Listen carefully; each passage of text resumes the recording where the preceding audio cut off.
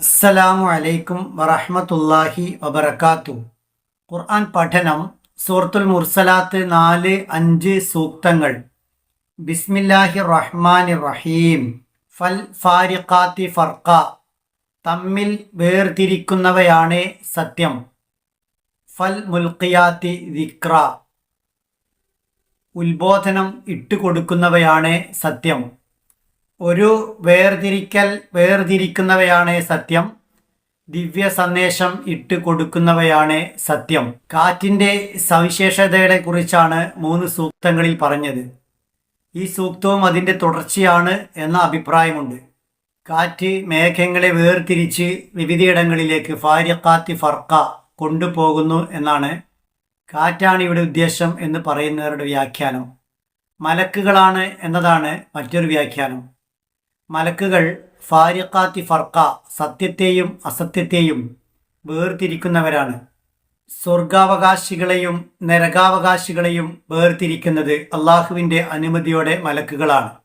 ശിക്ഷിക്കപ്പെടുന്ന സമൂഹത്തിൽ നിന്നും രക്ഷിക്കേണ്ടവരെ വേർതിരിച്ചു കൊണ്ടുപോകുന്നത് നൂഹ് അലൈഹി ഇസ്ലാമിനെയും വിശ്വാസികളെയും ലൂത്ത് അലൈഹി ഇസ്ലാമിനെയും വിശ്വാസികളെയും കൊണ്ടുപോയതുപോലെ അങ്ങനെ കൊണ്ടുപോകുന്നതും മലക്കുകളാണ്. അതുപോലെ അള്ളാഹുവിൻ്റെ പക്കൽ നിന്നും സത്യമേത് അസത്യമേത്, കുഫ്രേത് ഈമാനേത് എന്നെല്ലാം വേർതിരിച്ച് പ്രവാചകന്മാർക്ക് സന്ദേശം എത്തിച്ചു കൊടുക്കുന്നതും മലക്കുകളാണ്. ഫൽ മുൽഖിയാത്തി ദിക്ര, ഉത്ബോധനം ദിവ്യ സന്ദേശം ഇട്ടുകൊടുക്കുന്നതും മലക്കുകളാണ്. ഇവിടെ മലക്കുകൾ എന്ന പ്രയോഗം ദിവ്യ സന്ദേശം എത്തിച്ചു കൊടുക്കുന്ന ഒരു കൂട്ടം മലക്കുകളെ കുറിച്ചാണ്. പ്രവാചകന്മാർക്ക് സുവാർത്ത അറിയിക്കാനും അവരുടെ സമൂഹത്തിൻ്റെ ശിക്ഷയെക്കുറിച്ച് പരാമർശിക്കാനുമൊക്കെ ഒന്നിലേറെ മലക്കുകൾ വന്നതായി ഖുർആൻ തന്നെ പറയുന്നുണ്ട്. ഇബ്രാഹിം നബിക്ക് സന്തോഷ വാർത്തയായി വന്നതും ലൂത്ത് അലൈഹി ഇസ്ലാമിൻ്റെ സമൂഹത്തെ ശിക്ഷിക്കുന്ന വാർത്തയുമായി വന്നതുമെല്ലാം ഒരു മലക്കായിരുന്നില്ല, മലക്കുകളായിരുന്നു. ആ മലക്കുകൾ അള്ളാഹുവിൽ നിന്നും എത്തിച്ചു കൊടുക്കുന്ന ദിക്റാണ് മുൻ സൂക്തത്തിൽ പറഞ്ഞ ഫാരിഖാത്തി ഫർഖ. ഹലാലിനെയും ഹറാമിനെയും, ധർമ്മത്തെയും അധർമ്മത്തെയും, സത്യത്തെയും അസത്യത്തെയും, നീതിയെയും അനീതിയെയും ഒക്കെ വേർതിരിച്ച് പഠിപ്പിക്കുന്നത്. അത് എത്തിച്ചു കൊടുക്കുന്ന മലക്കുകളാണ് സത്യമെന്നാണ് ഈ 2 സൂക്തങ്ങളിൽ അള്ളാഹു പറയുന്നത്.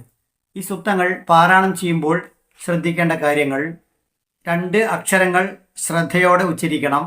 ഖാഫ് ഖാഫ് ഖാഫ്, വേൽ വേൽ വേൽ.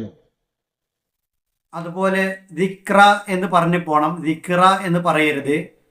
ക്ക് എന്ന് അവിടെ വ്യക്തമായി കേൾക്കത്തക്ക വിധം ഉച്ചരിക്കേണ്ടത് പുള്ളിയുള്ള ഖാഫ് വരുമ്പോഴാണ്. ഇഖ്റ അങ്ങനെയുള്ള ഖ് വരുമ്പോൾ ഇവിടെ പുള്ളിയുള്ളതല്ല, അതിനാൽ ദിക്ര എന്നാണ് പറയേണ്ടത്. ഇഖ്റ വറബ്ബുക്കൽ അക്രം, അവിടെ ആദ്യം ഖ് എന്നും പിന്നീട് അക്രം എന്നുമാണ് പറഞ്ഞു പോകേണ്ടത്. ഖുതുബ് ജദിന്റെ അക്ഷരത്തിൽപ്പെട്ട ഖാഫ് വരുമ്പോൾ മാത്രമാണ് വെളിപ്പെടുത്തി ഉച്ചരിക്കേണ്ടത്. ഫൽഫാരിഖാതി ഫർഖാ ഫൽമുൽഖിയാതി ദിക്റാ. അല്ലാഹു സുബ്ഹാനഹു വ തആല നമ്മെ എല്ലാ അർത്ഥത്തിലും അനുഗ്രഹിക്കുമാറാവട്ടെ.